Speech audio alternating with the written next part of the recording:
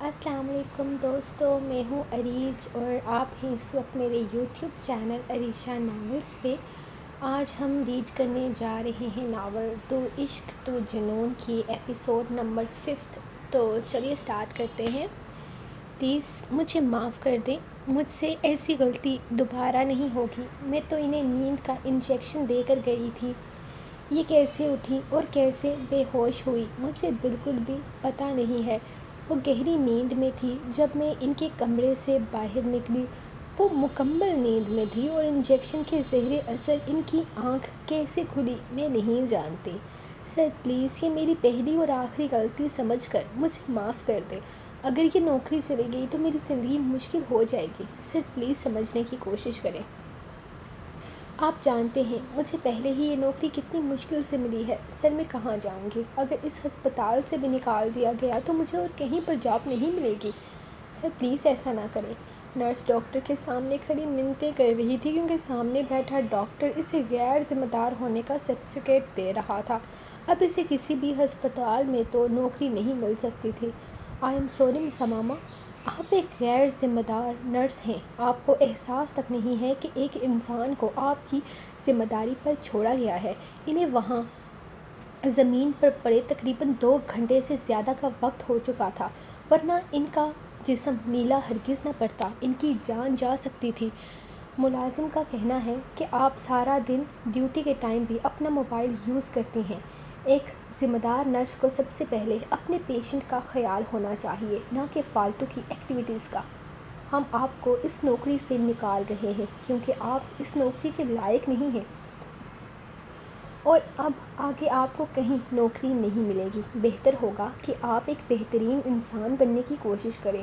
ایک نرس یا ڈاکٹر بننے کے لیے سب سے زیادہ اہم ہوتا ہے کہ آپ لوگوں کی خدمت کریں، اپنی ذمہ داریوں کو نبھائیں اور کم از کم آپ کی طرح غیر ذمہ داری کا مظاہرہ نہ کرتے ہوئے ایک قابل انسان ہونے کا ثبوت دیں۔ لیکن ہمیں افسوس سے کہنا پڑ رہا ہے کہ آپ جیسی ناقابل اور غیر ذمہ دار نرس ہمارے ہسپتال میں موجود ہیں۔ وہ اس کے پیپرز پر مہر لگاتے ہوئے کسی بھی قسم کی رعایت دیے بنا بولے، جبکہ دانش اٹھتا ہوا اپنے کوٹ کے بٹن بند کرتا کمرے سے باہر نکلنے لگا، لیکن دروازے پر مڑ کر دیکھا۔ ڈاکٹر اس کی طرف سے پریشر میں تھا۔ اگر اس لڑکی کو وہ جاب سے نہ نکالتا تو دانش یہ ہسپتال بند کروا دیتا۔ ڈاکٹر اسرار، اس لڑکی کو کہیں بھی نوکری نہیں ملنی چاہیے تاکہ اسے احساس ہو کہ اس نے کس کے سامنے لاپرواہی کا مظاہرہ کیا ہے۔ وہ اسے دیکھ کر بولا تو اس نے نظریں جھکا لی۔ جی جی سر، ایسا ہی ہوگا، آپ فکر نہ کریں، ڈاکٹر کرسی سے اٹھتے ہوئے بولا۔ اگر آج میری دادی کو کچھ ہو جاتا تو میں تمہیں زندہ زمین میں گاڑ دیتا۔ وہ انتہائی غصے سے اسے دیکھتا ہوا پوری شدت سے دروازہ بند کرتا وہاں سے نکل چکا تھا، جبکہ اماما نامی نرس بری طرح سے اپنا کریئر خراب ہونے پر رو رہی تھی۔ اب رونے دھونے کا کوئی فائدہ نہیں مس اماما، آپ کو اپنی لاپرواہی پر غور کرنا چاہیے۔ پہلے بھی آپ کی بہت شکایتیں آتی رہی ہیں مگر ہم نے نظر انداز کر دیا۔ انسان اتنا تو احساس کرتا ہے کہ اس کام کے لیے آپ کو 50,000 دے رہا تھا، جبکہ آپ کی سیلری اس ہسپتال میں 20,000 بھی نہیں ہے۔ انسانیت کے ناطے نہ صحیح، کم از کم پیسوں کے لیے ہی اپنی دادی کا اپنی ذمہ داری کا کچھ احساس کرتی۔ آج آپ کی وجہ سے ہمارا ہسپتال بند ہونے کے در پر آ گیا تھا۔ آپ اس نوکری کے تو کیا، اس کسی بھی نوکری کے قابل نہیں ہیں۔ وہ پیپرز اس کے ہاتھ میں تھماتا غصے سے بولا۔ اس نے ڈاکٹر کو دوائی دینے کے لیے باکس کھولا تو بابا کو دوائی دینے کے لیے باکس کھولا تو اس میں دن میں دینے والی 2 میڈیسنز ختم ہو چکی تھی۔ پریا نے پریشانی سے بابا کی جانب دیکھا۔ دوپہر اور شام کی دوائی وہ خود ہی لے لیتے تھے، آج تو اتفاق سے وہ گھر پر جلدی آ گئی تھی۔ بابا آپ نے مجھے بتایا کیوں نہیں کہ آپ کی میڈیسن ختم ہونے والی ہے؟ میں تو یہ سوچ کر ریلیکس تھی کہ ابھی کچھ دن اور گزر جائیں گے، لیکن اب تو بالکل ہی ختم ہو گئی ہیں۔ کب سے میڈیسنز ختم ہیں یہ آپ نے بتایا کیوں نہیں؟ آپ یہیں رکیں، میں لے کر آتی ہوں، وہ ان سے کہتی اپنے بیگ سے پیسے نکالنے لگی۔ بابا نے ایک نظر اسے دیکھا۔ چھوڑو انہیں پریا بیٹا، وہ اتنی اہم نہیں ہے، اور یہ اسی لیے میں نے تمہیں بتایا نہیں، یہ تو بیکار کا خرچہ ہے، اس دوائی سے تو کچھ ہوتا بھی نہیں جو میری صحت کے لیے، وہ تو دوسری ہے، وہ تو ابھی بہت ساری رہتی ہیں، اس لیے نہیں بتایا۔ تم بیکار میں پریشان ہو رہی ہو، بابا نے اسے منع کرتے ہوئے کہا تو پریا مسکرائی۔ میرے خیال سے یہ بات ڈاکٹر زیادہ بہتر جانتا ہے جس نے یہ استعمال کے لیے دی ہے۔ وہ میڈیسن کا پیپر نکالتے ہوئے بولے، تم یہ پیسے کہاں سے لائی ہو؟ مگر پھر کسی سے ادھار لے لیے ہیں کیا؟ بابا نے پریشانی سے اس کے ہاتھ میں موجود ہزار کے چند نوٹ دیکھے۔ نہیں بابا، کسی سے ادھار نہیں لیے، بلکہ اپنی سونے کی چوڑیوں میں سے 2 چوڑیاں بیچ دی۔ وہ سر جھکاتے ہوئے شرمندگی سے بولی تو بابا نے بے یقینی سے اسے دیکھا۔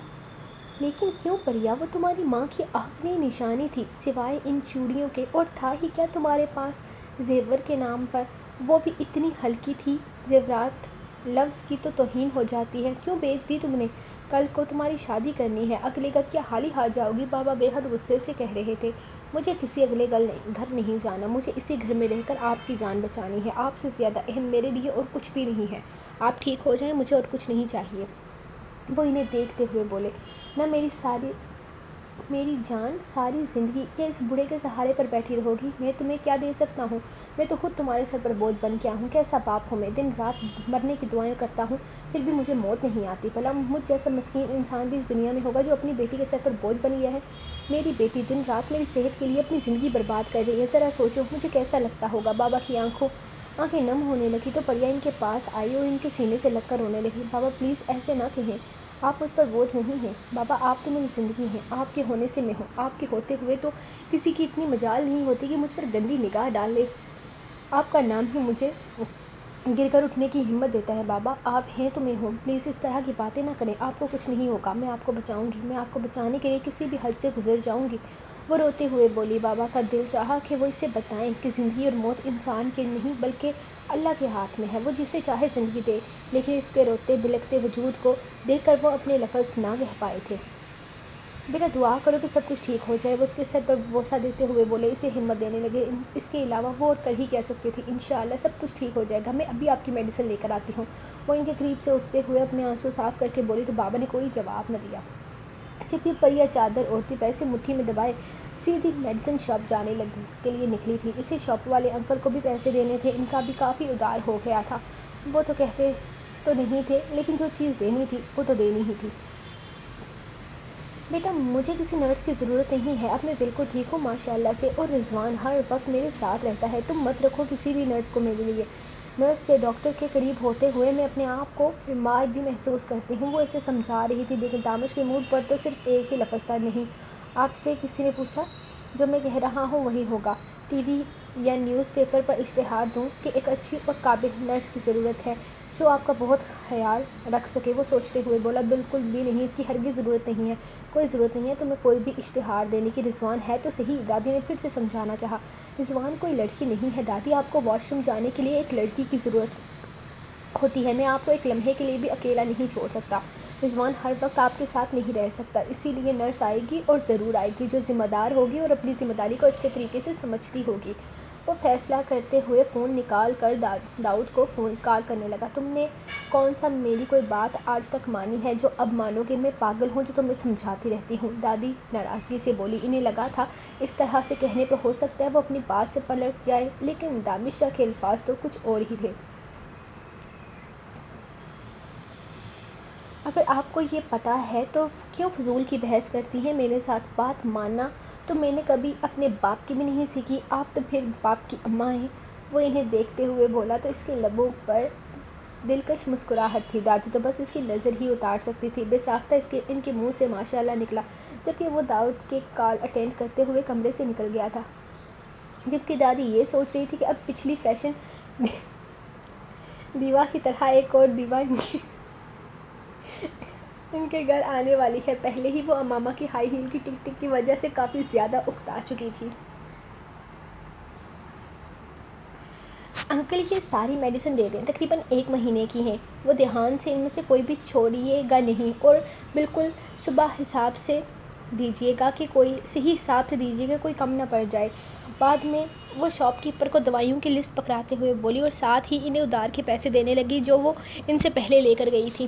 ہاں بیٹا پریشان ہونے کی ضرورت ہے، میں ساری دوائیاں دے دوں گا، اور اور یہ پیسے تم ابھی رہنے دو، ضرورت پڑ جائے گی، برے وقت کا پتہ نہیں ہوتا، کچھ نہ کچھ تو پاس ہونا چاہیے نا، پیسے اپنے پاس ہی رکھو، جب نوکری لگ جائے گی تو واپس کر دینا۔ انکل نے انسانیت نبھاتے ہوئے کہا۔ پریا کو ان کی بات بالکل ٹھیک لگی، لیکن فی الحال انہیں پیسوں کی ضرورت تھی۔ انکل انشاءاللہ جیسے ہی نوکری ملے گی میں سارے پیسے لوٹا دوں گی، اس نے پیسے واپس اپنی مٹھی میں دباتے ہوئے کہا۔ انکل نے مسکرا کر اس کے سر پہ ہاتھ رکھا۔ پریا کی ہمت سے تو اس محلے کے سب لوگ ہی واقف تھے، وہ اکیلی جان اتنا کچھ کر رہی تھی، اس چھوٹی سی لڑکی کی ہمت پر تو وہ حیران رہ جاتے تھے۔ انکل دوائیاں ڈھونڈنے لگ گئے تو وہ وہیں ساتھ رکھی کرسی پر بیٹھ گئی جہاں ٹی وی چل رہا تھا۔ نیوز پیپر پر کوئی تازہ ترین خبر چل رہی تھی، وہ سرسری انداز میں سننے لگی۔ اس نے ایک نظر اٹھا کر دیکھا تو اپنی ہی کلاس کی سب سے ماڈرن لڑکی لیلا نظر آئی، پھر وہ مغرور شخص جو اسے ہسپتال میں ملا تھا۔ اس شخص نے لیلا کے منہ پر تماچا بھی مارا اور پھر اپنے الفاظ کے تیر مار کر اسے لہو لہان کر ڈالا۔ وہ بے یقینی سے دیکھتی رہی، یہ وہی شخص تھا، اسے پہچاننے میں بالکل غلطی نہیں ہوئی تھی، لیکن لیلا کو کیا ضرورت تھی ایسے گھٹیا شخص کے منہ لگنے کی؟ لیلا ان لڑکیوں میں سے تھی جو کپڑوں کی طرح بوائے فرینڈز بدلتی تھی۔ پچھلے 2 سال سے وہ ایک ساتھ پڑھ رہی تھی اور ان 2 سالوں میں اس نے ایک بار بھی کبھی لیلا کو مخاطب نہ کیا تھا، اور لیلا بھی اپنے اسٹینڈرڈ کے لوگوں سے ہی بات کرتی تھی۔ اسکالرشپ پہ آئی لڑکی سے اس کا کوئی لینا دینا نہیں تھا اور نہ ہی وہ اس سے لڑکی کو منہ لگانا پسند کرتی تھی۔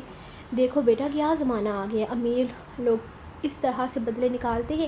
انکل جو دوائیاں ڈھونڈنے میں مصروف تھے ٹی وی کی طرف دیکھتے ہوئے تبصرہ کرنے لگے۔ کیا زمانہ ہے، عورت ذات کو تو اپنی شرم و حیا کی بالکل فکر نہیں ہے۔ ابھی اس لڑکی کو ہی دیکھ لو، اس نے اس لڑکے کو اپنا سمجھ کر اس کے ہاتھ پر ہاتھ رکھ دیا تو اس نے آگے سے اسے تھپڑ جاڑ دیا۔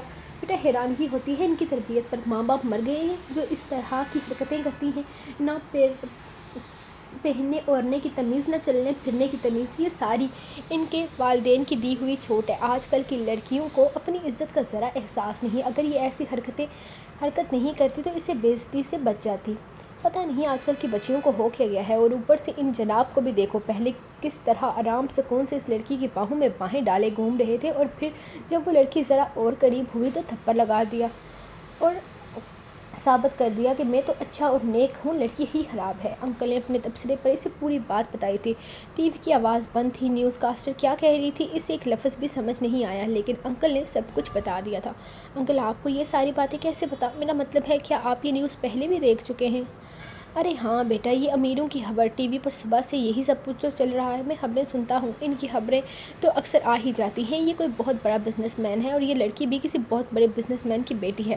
خبروں میں بھی بتا رہے ہیں کہ تمہاری یونیورسٹی میں پڑھتی ہے، تم ذرا بچ کر رہنا ایسی لڑکیوں سے، بالکل منہ لگانے کی ضرورت نہیں ہے۔ خیر یہاں تمہاری یونیورسٹی میں بھی کم ہی پڑھتی ہوگی، ان کے نخرے ہی ختم نہیں ہوتے، لیکن اس لڑکے نے اچھے سے اس کی عقل ٹھکانے لگا دی ہے۔ تم لو یہ ساری دوائیاں اور میری بات مانو تو ان بے حیا لڑکیوں سے دور ہی رہنا، تمہارا الگ اسٹینڈرڈ ہے، تم ہمارے محلے کی شان ہو، جلدی ڈاکٹر بنو گی، ایسے ہی تو نہیں کالج سے پہلی پوزیشن لے کر اتنی بڑی یونیورسٹی میں ایڈمیشن لیا، تمہیں تو اللہ اور کامیاب کرے گا۔ لیکن ایک بات یاد رکھنا، یہ سارے ڈاکٹر لوگ جو ہمارے محلے سے نکل کر بڑے بڑے ہسپتالوں میں لگ گئے ہیں نا، ان کی باتوں میں مت آنا، تم یہیں اپنے محلے میں ایک ہسپتال بنانا تاکہ ہمارے علاقے کے غریب لوگ جو بڑے بڑے ہسپتالوں میں نہیں جا پاتے وہ تمہارے پاس آ کر علاج کرائیں، وہ دوائیاں ساری میں دیا کروں گا تمہیں۔ اللہ تمہارے ہسپتال کو بڑا ہسپتال بنائے گا، تمہیں ترقی دے گا۔ تم امیروں سے پہلے غریبوں کے لیے سوچنا، امیر لوگ کیا دیں گے، صرف پیسے، علاج کروا کر چلے جائیں گے۔ غریبوں کے پاس پیسے نہیں ہوتے لیکن دعائیں ہوتی ہیں، اور دعا ہی اللہ کے پاس جاتی ہے، وہ کامیابی دعاؤں سے ملتی ہے، پیسوں سے نہیں، یہ میری بات یاد رکھنا۔ وہ اسے مشورہ دے رہے تھے یا سمجھا رہے تھے وہ نہیں جانتی تھی، لیکن ان کی بات غلط نہیں تھی۔ پریا مسکرائی۔ اچھا اب تم بھی جاؤ، کیا باتوں میں لگا لیا تمہیں، تمہارا باپ انتظار کر رہا ہوگا، سوچ رہا ہوگا۔ عبداللہ نے پھر اپنی فلسفی شروع کر دی۔ انکل نے مسکراتے ہوئے کہا تو پریا بھی مسکرا دی۔ آپ کی باتیں فلسفی نہیں انکل، حقیقت ہیں، آپ بالکل ٹھیک کہتے ہیں، امیر لوگ صرف منہ پر پیسہ مار سکتے ہیں، دعائیں دینے کی ہمت صرف اور صرف غریبوں میں ہوتی ہے۔ اس نے ایک نظر ٹی وی پر دیکھا، وہ آدمی لیلا کو باتیں سناتے ہوئے تھپڑ مار رہا تھا، اسکرین پر بار بار ایک ہی منظر دکھایا جا رہا تھا جو اسے بار بار اس شخص کی یاد کروا رہا تھا جو اس دن اس کی نیکی کی قیمت ادا کر رہا تھا۔ وہ نفی میں سر ہلاتی اپنے گھر کی جانب چلی گئی۔ یقیناً بابا اس کا انتظار کر رہے ہوں گے، انکل نے بھی سچ میں اپنی باتوں میں بہت وقت لگا دیا تھا۔ سنو پریا، اخبار میں آیا ہے کہ ایک بری عورت ہے لیکن بہت امیر ہے، اسے اپنے لیے ایک نرس کی ضرورت ہے۔ بیچاری کافی بیمار ہے اور ہارٹ پیشنٹ ہے۔ وہ کافی غور سے نیوز پیپر پڑھ رہی تھی۔ اچھا تو ہم کیا کر سکتے ہیں؟ پریا اسے دیکھتے ہوئے پوچھنے لگی تو اس نے اسے غور سے دیکھا۔ تم ڈاکٹر تو نہیں ہو لیکن یہ جاب کر سکتی ہو کیونکہ تم کسی کا بھی خیال آسانی سے رکھ سکتی ہو۔ سر بھی کتنی تعریف کر رہے تھے تمہاری۔ ویسے بھی تمہیں نوکری چاہیے تھی نا، یہ بہترین موقع ہے، یہاں اپلائی کرو، ہو سکتا ہے یہ نوکری تیرے لیے ہی ہو۔ اس کی سہیلی نے اسے نیوز پیپر دکھاتے ہوئے کہا۔ نہیں یار، میری قسمت اتنی اچھی نہیں ہے اور میں ایک اسٹوڈنٹ ہوں، یہ نوکری صبح 9 سے رات 9 تک ہے، اتنی دیر میں کیسے کروں گی؟ میری پڑھائی بھی تو ہے اور میں بابا کو اتنی دیر اکیلے نہیں چھوڑ سکتی۔ ویسے بھی یہ لوگ مجھے کیوں رکھیں گے؟ میں کوئی نرس تھوڑی ہوں، انہیں نرس چاہیے۔ پریا نے انکار کرتے ہوئے نیوز پیپر بند کر دیا۔ دیکھ پریا، اب شاید تجھے میری بات بری لگے لیکن تجھے پیسوں کی ضرورت ہے تو نے اپنے کنگن بیچ دیے۔ تیرے پاس 4 کرے تھے جن میں سے 2 بیچ کر تو نے 12,000 لیے ہیں، باقی کے 2 بیچ کر باقی 2 بھی 12,000 میں بک جائیں گے، اور جب وہ 12,000 بھی خرچ ہو جائیں گے تب کیا کرو گی؟ پھر کسی سے ادھار مانگے گی، پھر کسی کے ترلے کرے گی۔ یہ لوگ جاب میں 35 سے 50,000 روپے دے رہے ہیں تو اتنی لائق ہے، مجھے یقین ہے یہ نوکری تجھے مل سکتی ہے، اس سے تجھے بہت آسانی ہو جائے گی۔ لائبریری کی 8,000 کی تنخواہ میں تیرا گزارا نہیں ہو سکتا، انکل کی ایک وقت کی دوائی بھی ہزاروں روپیوں میں آتی ہے۔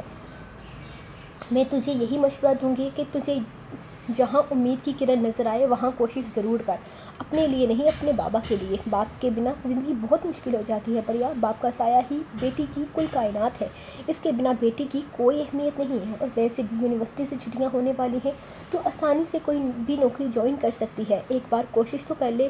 کون سا کہہ رہی ہوں کہ تجھے یہ نوکری کرنی ہی کرنی ہے، اگر مل گئی تو کر لینا، اگر نہ ملے تو اللہ وارث، وہ اسے سمجھاتے ہوئے بولی تو پریا نے ہاں میں سر ہلاتے ہوئے نیوز پیپر اپنے بیگ میں رکھ لیا۔ وہ ٹھیک کہہ رہی تھی، نوکری کرنے میں کوئی حرج نہیں تھا، بنا کوشش ہمت ہار جانا مطلب اپنی قابلیت پر یقین نہ ہونا۔ قابل انسان آخری سانس تک کوشش کرتا ہے، اور اگر اسے یہ نوکری مل جاتی تو 35 سے 50,000 اس کے بابا کے علاج کے لیے کم تو ہرگز نہ تھے، اور اگر یہ نوکری نہیں ملتی تو بھی تو گزارا ہو ہی رہا تھا، آگے بھی ہو ہی جاتا۔ لیکن کوشش نہ کرنا خود کے ساتھ زیادتی ہے، اور وہ خود کے ساتھ ناانصافی نہیں کر سکتی تھی، وہ اپنے بابا کی ہمت تھی، امید تھی جسے وہ ٹوٹنے نہیں دے سکتی تھی۔ یار اس نوکری کے لیے تو بہت سارے لوگ اپلائی کر رہے ہیں، تقریباً 70 سے زیادہ لوگوں کی کالیں آ چکی ہیں اور میلز کا بھی کوئی حساب نہیں ہے۔ اس کو دیکھتے ہوئے اس نے ایک انٹرویو رکھ لیا، جس میں ہمارے ساتھ 4 اور ڈاکٹرز ہوں گے، کافی قابل ڈاکٹرز ہیں جو کچھ ہم اہم سوالات رکھیں گے اور ان لوگوں سے دادی کی کنڈیشن کے حساب سے سوال کریں گے، پھر رزلٹ ان کے جواب کے مطابق ہوگا۔ لوگ بہت زیادہ ہیں، ہم دونوں اکیلے ہینڈل نہیں کر پائیں گے، اس لیے میں نے ان 4 کو بھی شامل کر لیا ہے۔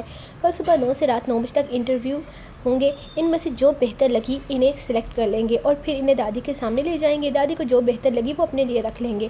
داؤد نے اس کے آفس کے اندر قدم رکھتے ہوئے بتایا، یہ سارا کام تجھے اکیلے ہی کرنا ہوگا، کل تو میں میٹنگ کے لیے جا رہا ہوں اور ویسے بھی مجھے ان ڈاکٹرز کی کوئی خاص سمجھ بھی نہیں ہے، تجھے تو پتہ ہی ہے میں اس معاملے میں تیری مدد نہیں کر سکتا۔ دانش نے پریشانی سے کہا، تو میں نے کب کہا تجھے کہ تو کر، میں کر لوں گا، تجھے تو کوئی لڑکی ویسے بھی پسند نہیں آئے گی، تیرے ہوتے ہوئے کسی کی نوکری لگ ہی نہیں سکتی، پتہ ہے جب کسی لڑکی کی بات آتی ہے تیری لیڈیز الرجی شروع ہو جاتی ہے، اگر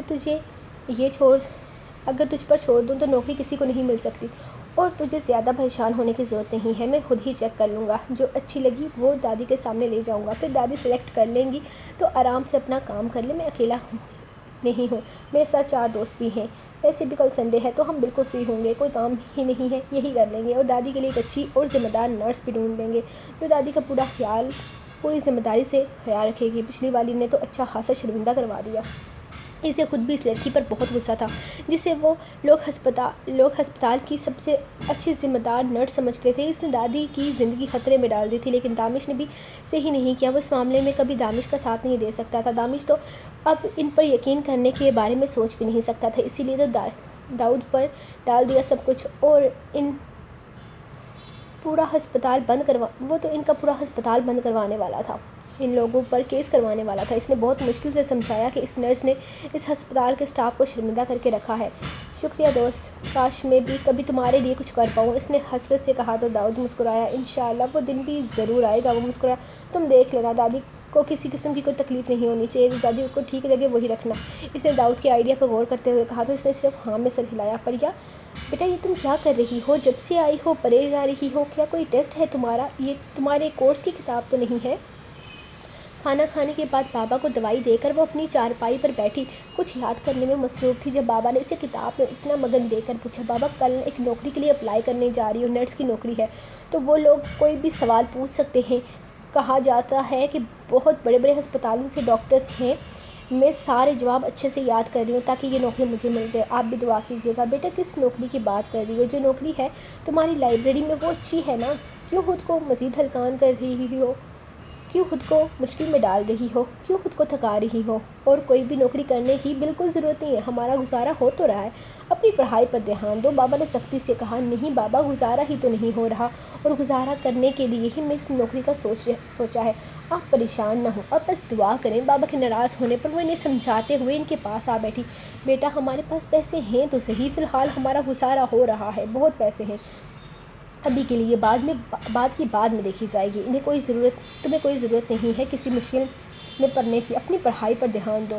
بابا کے چہرے سے پریشانی صاف جھلک رہی تھی۔ میں نے کہا نا بابا آپ بالکل پریشان نہ ہوں، میری پڑھائی میں کسی قسم کی کوئی رکاوٹ نہیں آئے گی، اور ہمارے پاس پیسے نہیں ہیں، 12,000 سے ہمارا گزارا ممکن نہیں ہے، ہمیں محنت کرنی ہوگی، آپ بس میرا ساتھ دیں، میرے لیے دعا کریں۔ وہ ان کا ہاتھ تھامتے ہوئے سمجھانے والے انداز میں بولی تو بابا نے ہمت ہارتے ہوئے ہاں میں سر ہلایا۔ میرے پیارے بابا میری ہر بات کو سمجھتے ہیں، وہ ان کے سینے سے لگ کر مسکرا کر بولی تو وہ بھی نرمی سے مسکرا دیے۔ کل کو لے کر وہ پریشان تو تھی لیکن وہ پوری تیاری کر کے جانے والی تھی۔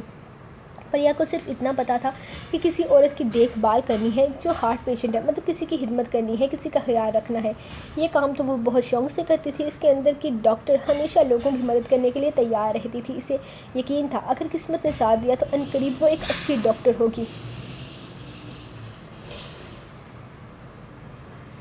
وہ بڑی مشکل سے یہاں تک پہنچی تھی، آج سے پہلے وہ یہاں کبھی نہیں آئی تھی، یہ جگہ اس کے گھر سے بہت زیادہ دور تھی۔ اس نے آفس کے اندر قدم رکھا تو یہاں بے شمار لوگوں کی لائن لگی ہوئی تھی، چھوٹی عمر کی لڑکیوں سے لے کر بڑی عمر کی ہر عورت یہاں موجود تھی۔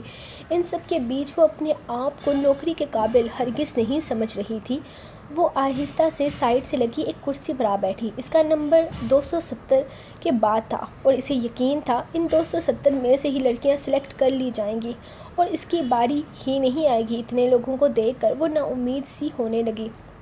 اندر انٹرویو چل رہے تھے، تقریباً 4 ڈاکٹرز تھے جو انٹرویو لے رہے تھے۔ یہ بہت بڑا ہسپتال تھا اور اس نے کبھی اس ہسپتال کا نام بھی نہیں سنا تھا، اور یہاں تک کیسے پہنچی یہ تو وہ صرف خود ہی جانتی تھی۔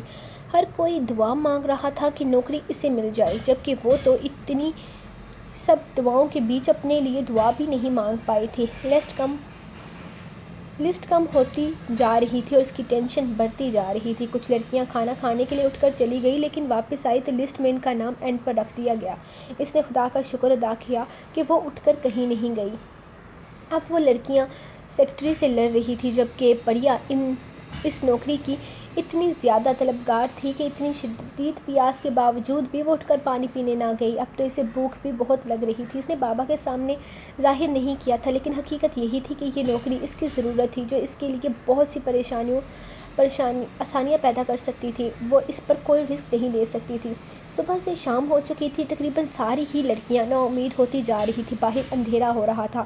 اسے پریشانی بھی ہونے لگی کہ وہ گھر واپس کیسے جائے گی، تھوڑی دیر کے بعد تو رکشہ ملنا بھی بند ہو جائے گا۔ بابا نے نہ جانے کتنی بار فون کر کے پوچھا تھا کہ تمہاری باری آئی کہ نہیں، اور اگر نہیں آئی تو چھوڑو گھر واپس آ جاؤ، نہیں چاہیے نوکری، لیکن وہ نہیں جا سکتی تھی۔ ہر بار کی طرح اس نے جواب میں انکار ہی کیا تھا اور ابھی تک بیٹھی انتظار کر رہی تھی۔ انٹرویو لمبے ہوتے جا رہے تھے، نہ جانے وہ لوگ کیا کیا سوال پوچھ رہے تھے۔ سبھی لوگ مایوسی سے باہر آتے اور وہاں سے نکل جاتے، لیکن مجال ہے جو کسی کو کوئی بتاتا ہو کہ اندر کون سے سوال پوچھے گئے ہیں۔ وہ بس پریشانی سے ان رنگین آنجنوں کو دیکھ رہی تھی۔ لسٹ قریب آتی جا رہی تھی، اب صرف 10 یا 12 عورتیں ہی باقی رہ گئی تھیں، ان کے انٹرویوز کے بعد اس کی باری آنی تھی۔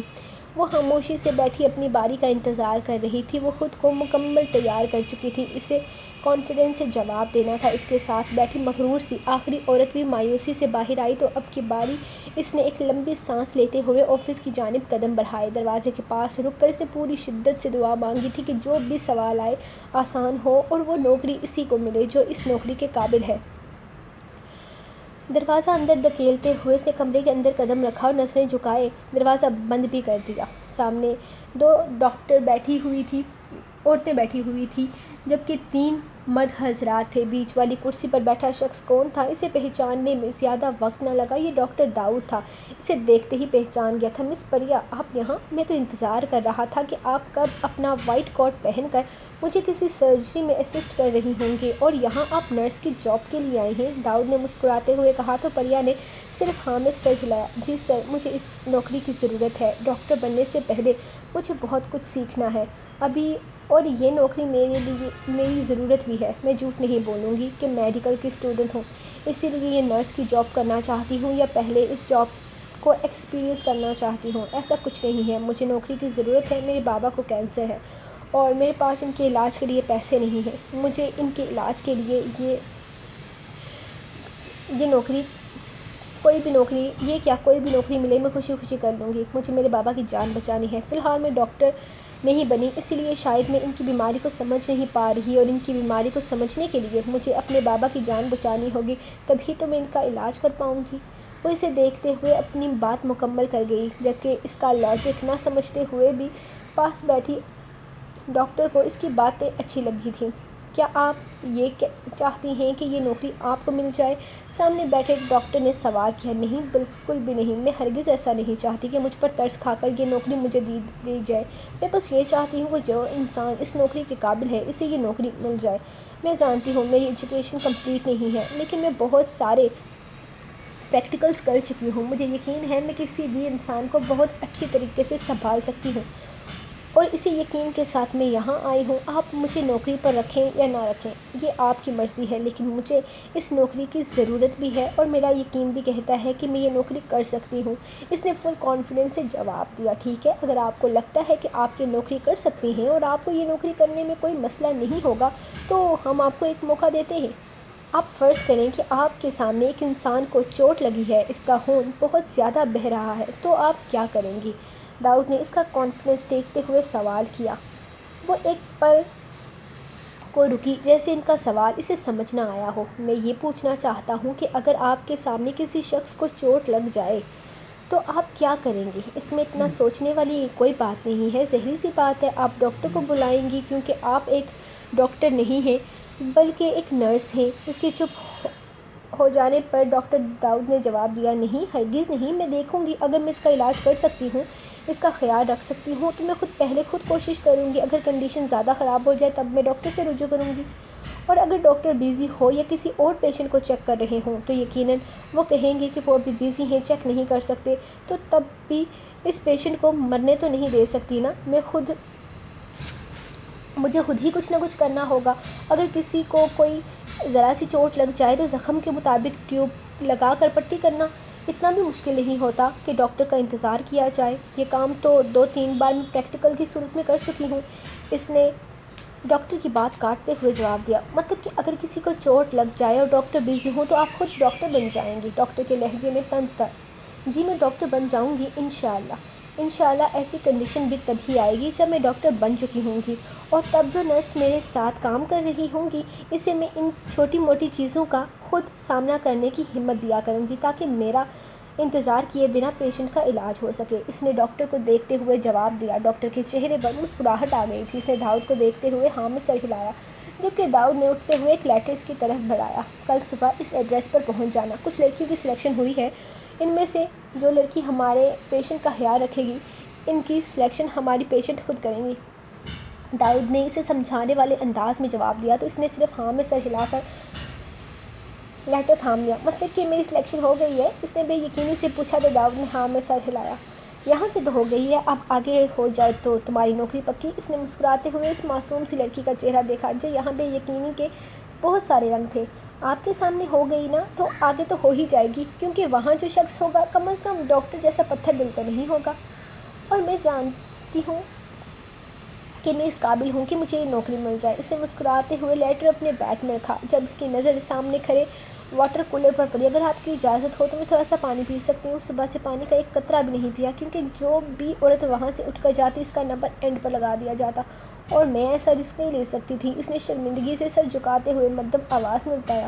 تو داؤد نے خود پانی کا گلاس بھر کر اس کی جانب بڑھایا، جبکہ پریا پانی کا گلاس پی کر جیسے ہی باہر نکلی ایک پیون بھاگتا ہوا اس کی جانب آیا۔ میم یہ لیں، یہ برگر اور جوس سر داؤد نے آپ کے لیے بھیجا ہے، اور نیچے آپ کے لیے گاڑی بھی تیار ہے۔ رات کے 10 بج رہے ہیں، ڈرائیور آپ کو گھر تک چھوڑ آئے گا۔ اور سر نے کہا ہے کہ یہ سب کچھ وہ اس لیے نہیں کر رہے کیونکہ آپ کو سلیکٹ کر لیا گیا ہے، بلکہ اس لیے کر رہے ہیں کیونکہ آپ ان کے بہت ہی عزیز انسان کی جان بچائی ہے۔ وہ کسی ربوٹ کی طرح بول رہا تھا۔ پریا جو یہ سوچ کر پریشان تھی کہ وہ واپس کیسے جائے گی، داؤد کی مہربانی پر مسکرا دی۔ اس نے برگر اور جوس تھام لیا۔ بھوک تو ویسے بھی اسے بے حد لگی ہوئی تھی، لیکن گاڑی میں بیٹھنے سے پہلے اس نے ایک اچھی بیٹی ہونے کا فرض نبھاتے بابا کو فون کر دیا تھا، اور بابا کے بعد اس نے اپنی سہیلی کو میسج کر کے بتایا تھا جس نے اسے اتنا حوصلہ دیا تھا اتنا بڑا قدم اٹھانے کا۔ سو گائز، یہ رہی آپ لوگوں کے آج کے ایپیسوڈ۔ ملیں گے نیکسٹ ایپیسوڈ کے ساتھ، تب تک کے لیے اپنی رائٹر کو دیں اجازت اور دعاؤں میں یاد رکھیں۔ اللہ حافظ۔